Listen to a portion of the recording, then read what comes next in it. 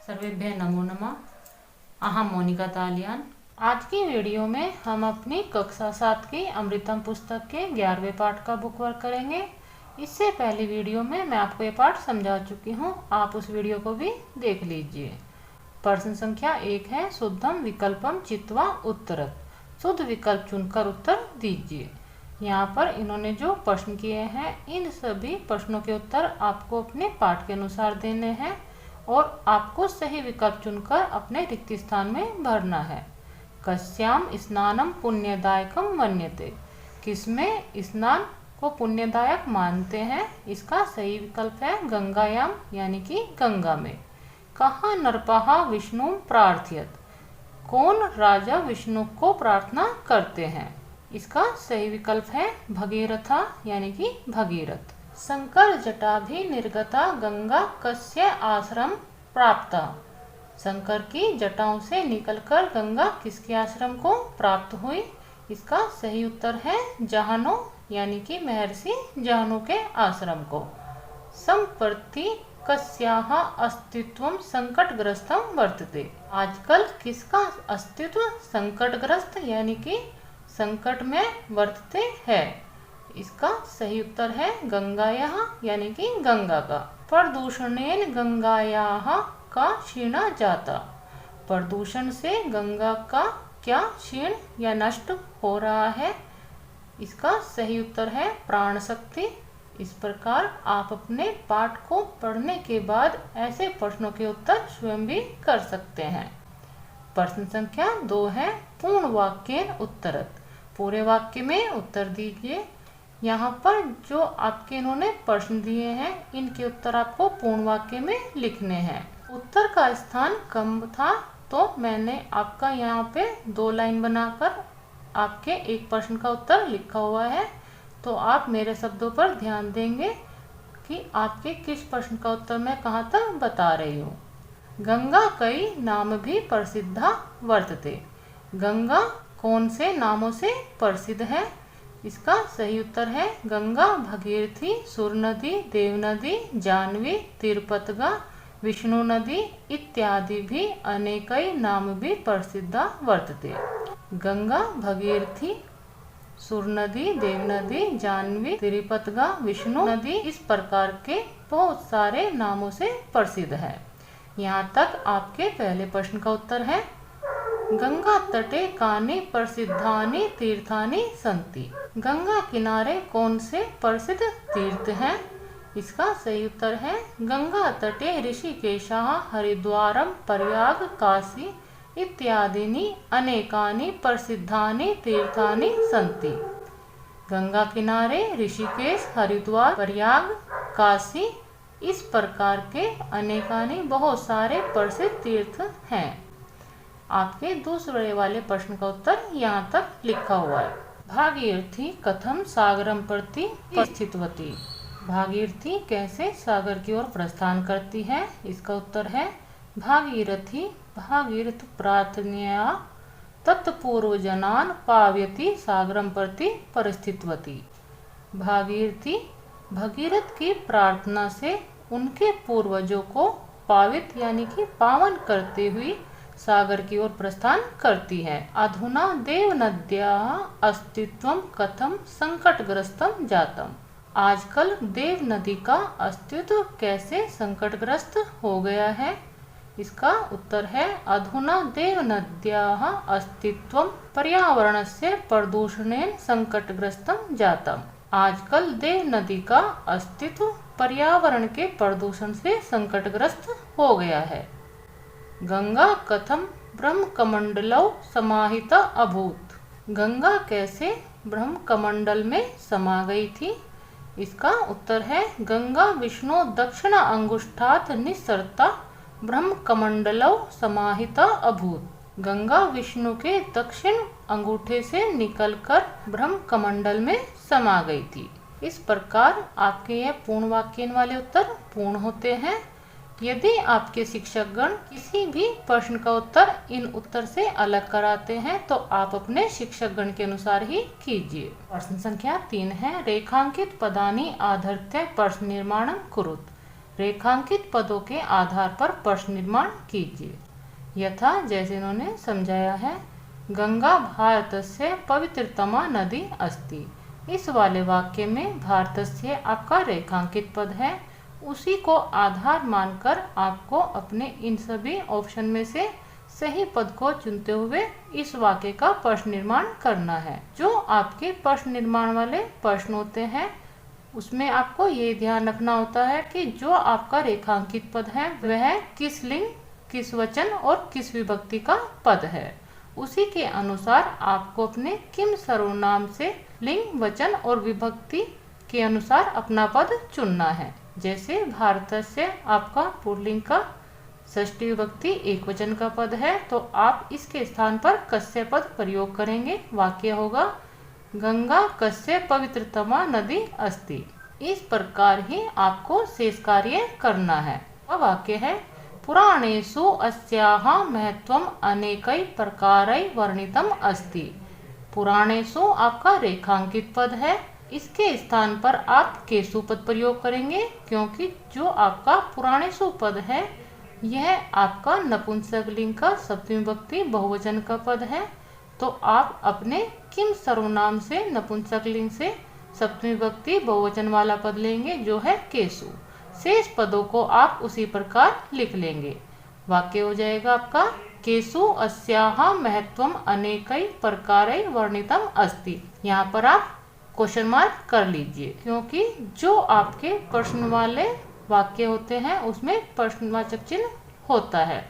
श्रद्धालवः गंगायां मंजनम कृत्वा पुण्यम अर्जयन्ति। इस वाले वाक्य में गंगायाम आपका रेखांकित पद है, इसके स्थान पर आप कस्याम पद प्रयोग करेंगे, क्योंकि गंगायाम आपका स्त्रीलिंग का सप्तमी विभक्ति एक वचन का पद है। आप अपने किम सर्वनाम से सप्तमी विभक्ति एक वचन वाला पद लेंगे, स्त्रीलिंग वाला, जो है कस्याम। आपका वाक्य बनेगा श्रद्धालवः कस्याम मंजनम कृत्वा पुण्यम अर्जयन्ति।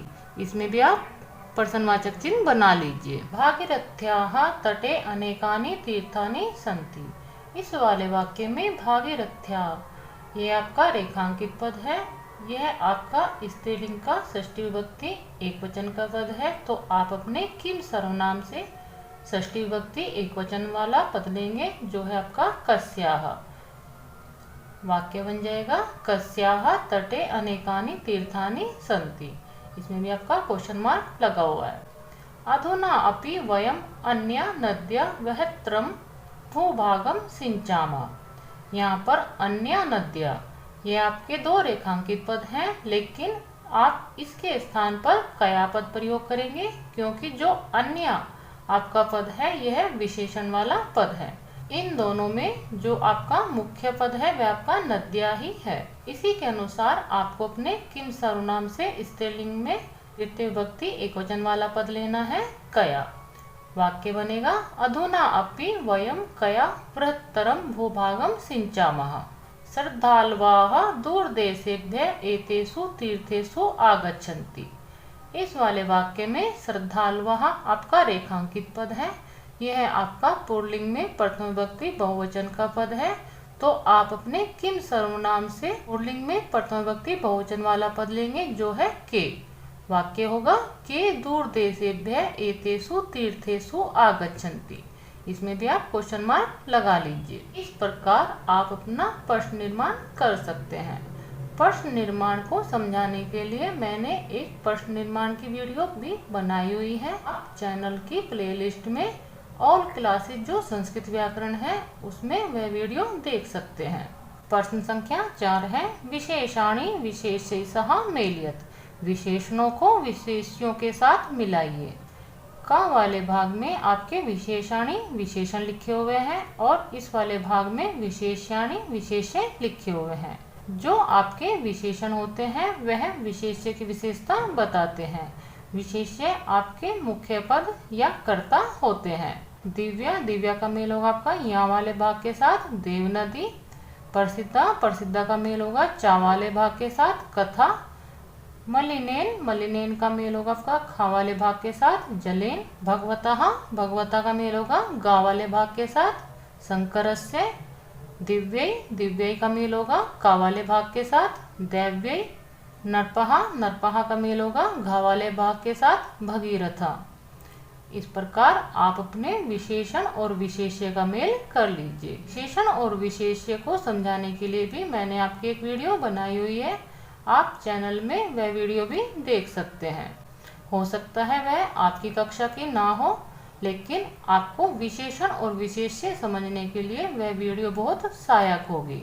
प्रश्न संख्या 5 है, पदानाम विभक्ति वचनम लिंगम च लिखत। पदों के विभक्ति वचन व लिंग लिखिए। यहाँ पर पदानी, इन्होंने कुछ पद दिए हुए हैं, उनका आपको विभक्ति वचन और लिंग लिखने हैं। यथा जैसे इन्होंने समझाया है, पुराणेषु, पुराणेषु में आपका सप्तमी विभक्ति बहुवचन का यह पद है और यह नपुंसकलिंग का पद है।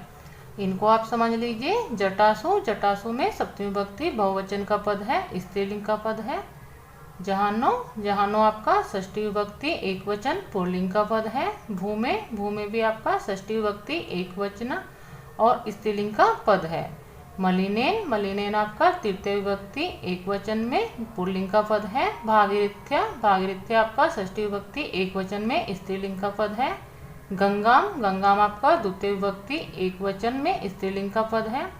भगवतः, भगवतः आपका षष्ठी विभक्ति एक वचन पुल्लिंग का पद है। स्वार्थवर्त्या, स्वार्थवर्त्या आपका तृतीय विभक्ति एक वचन में स्त्रीलिंग का पद है। ऐसे प्रश्न को करने के लिए आपको आपके शब्दरूप याद होने चाहिए। वह आपके जो शब्दरूप है, आकारांत पुल्लिंग, आकारांत स्त्रीलिंग, इकारांत पुल्लिंग और स्त्रीलिंग, सभी आपके शब्दरूप आपको याद होने चाहिए, तभी आप ऐसे प्रश्न को आसानी से कर सकते हैं। प्रश्न संख्या 6 है, शुद्धम विकल्पम चिनुत। शुद्ध विकल्प चुनिए। यहाँ पर इन्होंने जो प्रश्न किए हैं, इनमें आपको सही विकल्प चुनना है। इन सभी प्रश्नों के विकल्प आप अपने पाठ के अनुसार ही चुनेंगे। गंगा कीदर्शी नदी अस्ति, गंगा कैसी नदी है? इसका सही उत्तर है पवित्रतमा, यानी कि पवित्र। गंगायाः महत्वम कुत्र वर्णितम अस्ति, गंगा का महत्व कहाँ पर वर्णित है? इसका सही उत्तर है पुराणेषु, पुराणों में। भगीरथः केषाम उद्धाराय गंगाम प्रार्थयत, भगीरथ किसके उद्धार के लिए गंगा को प्रार्थना करते हैं? इसका सही उत्तर है पूर्वजनानाम, यानी कि पूर्वजों के।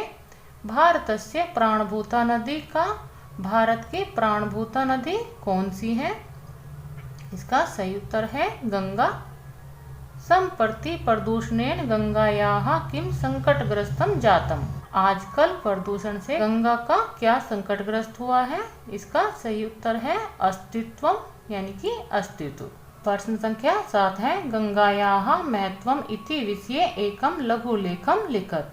गंगा का महत्व इस विषय पर एक लघुलेख लिखिए।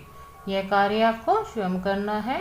इस लेख को लिखने के लिए आप गूगल की सहायता ले सकते हैं या अपने शिक्षकगण या जो आपने अभी अपना पाठ पढ़ा है उससे भी आप सहायता लेते हुए गंगा का महत्व इस पर एक छोटा सा लेख लिख सकते हैं। परियोजना कार्यम, परियोजना कार्य है आपका उच्चारणम करो, उच्चारण करो। यहाँ पर कुछ पद दिए हुए हैं, उन पदों का आपको उच्चारण करना है। इन सभी पदों का उच्चारण आप मेरे उच्चारण करने के बाद एक बार जरूर करिए और हो सके तो वीडियो रोककर या अपनी पुस्तक से भी आप इन पदों का उच्चारण एक बार दोबारा करें।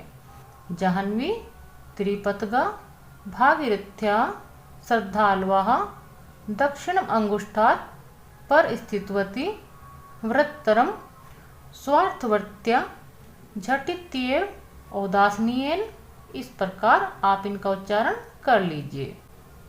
दूसरा प्रश्न है, नदी शब्दस्य रूपाणि स्मृत्वा वाक्येषु प्रयुज्येत। नदी शब्द के रूप याद करके वाक्य में प्रयोग कीजिए। कहने का अर्थ है कि आप अपने नदी के शब्द रूप याद करेंगे और उन शब्द रूपों का आपको वाक्य में प्रयोग करना है।